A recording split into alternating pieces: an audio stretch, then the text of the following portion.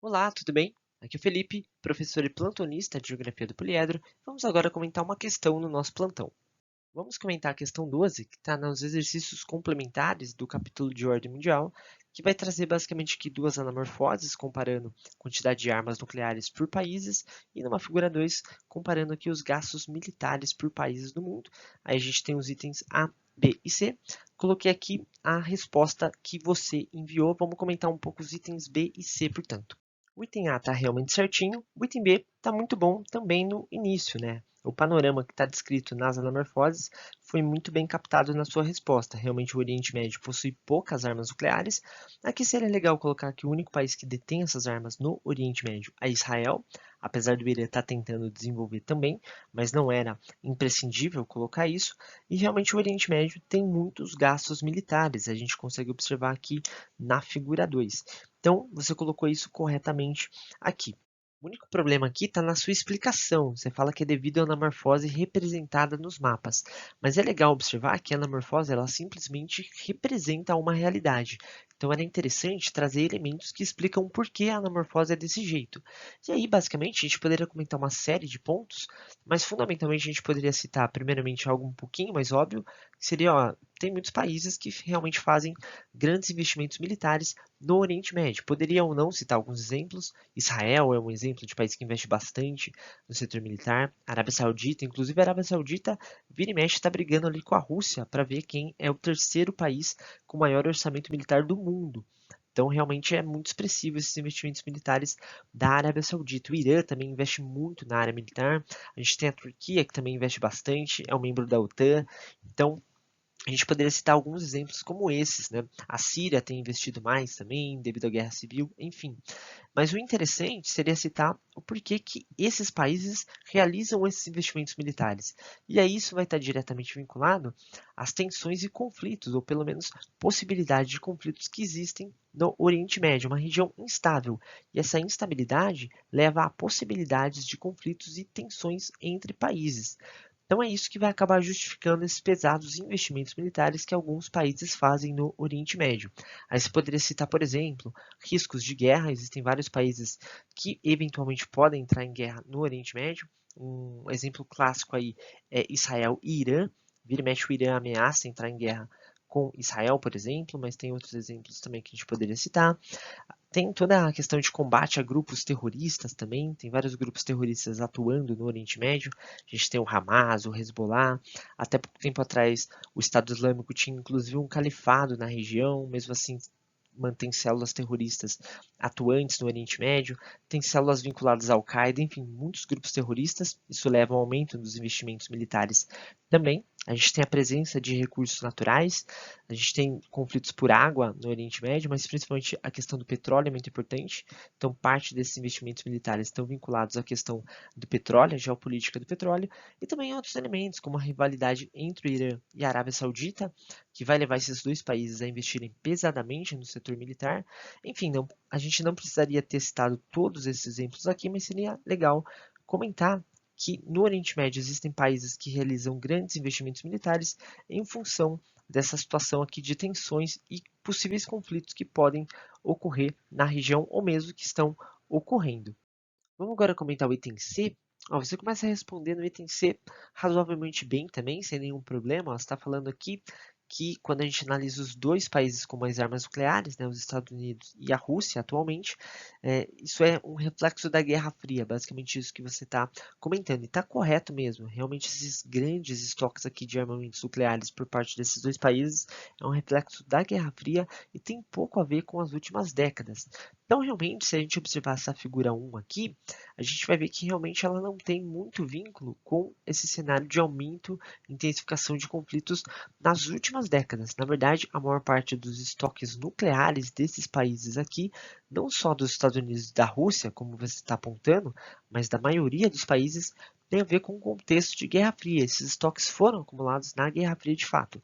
As exceções aqui ficam com o Paquistão, que desenvolveu armas nucleares só em 1998, devido a um conflito com a Índia, Então, isso é mais recente, e a Coreia do Norte, que desenvolveu as suas primeiras bombas nucleares só a partir de 2006, em função de um conflito que não é direto, mas existe com a Coreia do Sul, também em menor grau com o Japão e também com os Estados Unidos, tá? Mas realmente, como você está comentando aqui, isso tem mais a ver com a lógica da Guerra Fria e está correto. E aqui na figura 2, você acaba focando muito sua resposta nos Estados Unidos e na China. Claro que eles são muito importantes, são os dois países que mais investem no setor militar no mundo inteiro, mas só toma cuidado para não restringir a sua análise da figura 2 apenas a esses dois países. Porque olha só, o interessante de observar nessa figura 2 é que tem havido um aumento global, um aumento que é realmente mundial em relação aos gastos militares. Olha só como os gastos militares são bem melhor distribuídos no mundo do que a concentração de estoques de bombas nucleares. Então, isso seria legal de comentar. Claro que falar dos Estados Unidos e da China é importante, mas aqui seria legal você correlacionar justamente esse aumento nos gastos militares no mundo ao aumento desses conflitos armados e guerras que o próprio item C está comentando. Tá? Então, seria legal realmente comentar que existe uma relação desse aumento dos gastos militares com o aumento de conflitos no mundo. Realmente aumentou muito o número de conflitos desde o fim da Guerra Fria, conflitos étnicos, separatistas, religiosos, né? E a gente tem outros elementos também que acabam levando os países a aumentarem os seus investimentos militares. Um deles, por exemplo, é a expansão do terrorismo global, em particular o terrorismo islâmico. Hoje a gente tem uma quantidade gigantesca de grupos terroristas atuando em diversas partes do mundo. Isso leva, claro, a um aumento da preocupação com os gastos militares para fazer frente a esses grupos também. E além disso, a gente tem a emergência de novas potências e também novas rivalidades geopolíticas entre diferentes países. Isso tudo vai levar a esses países a aumentarem os seus investimentos militares como uma forma de projeção de poder. Aqui a gente poderia citar alguns exemplos ou não, eu vou comentar alguns aqui só para exemplificar mesmo, mas olha só, a gente poderia citar, por exemplo, a questão da Arábia Saudita e do Irã, que são dois países que são rivais e disputam a hegemonia no Oriente Médio. E essa rivalidade entre eles que vai levar ao aumento dos investimentos militares por parte dos dois países. A gente tem também uma fortíssima rivalidade entre a Índia e o Paquistão, que são dois países inimigos, basicamente, né? E essa rivalidade entre eles que vai levar a um drástico aumento dos investimentos militares nesses dois países também, né? Eles disputam ali a hegemonia na Ásia Meridional, são dois inimigos. E aí, a nível mundial, a gente realmente poderia citar a questão dos Estados Unidos e da China, que você comentou, né? Bom, esses dois países apresentam rivalidades crescentes e eles disputam atualmente a hegemonia mundial. E o fato deles estarem aumentando drasticamente os seus investimentos militares, principalmente a China, que vem escalonando muito rapidamente os seus investimentos militares de ano para ano, isso aí está diretamente relacionado a essa disputa entre eles pela hegemonia global. Então, só cuidado para não focar sua resposta apenas nos Estados Unidos e na China, e cuidado um pouco em afirmar também que esses investimentos são devido ao desenvolvimento econômico e à guerra comercial. O desenvolvimento econômico ele ajuda o país a ter mais recursos disponíveis para serem investidos e a guerra comercial, só cuidado com o seguinte, ela é um reflexo dessa rivalidade entre Estados Unidos e China, mas ela não é a causa do aumento dos investimentos militares, nem por parte dos Estados Unidos, nem por parte da China.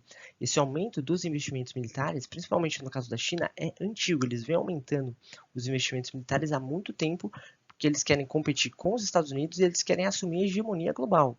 O próprio presidente da China, o Xi Jinping, disse que até 2050 ele quer que a China seja a potência hegemônica mundial capaz de influenciar o mundo inteiro com seu modelo político, econômico, cultural e social.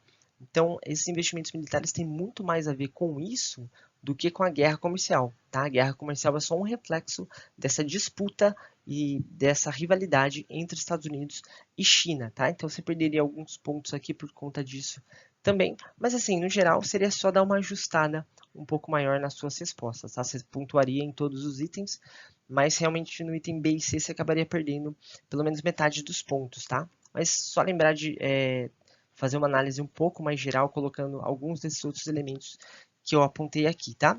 Bom, era basicamente isso. Espero que eu tenha conseguido te ajudar nessa questão e até mais.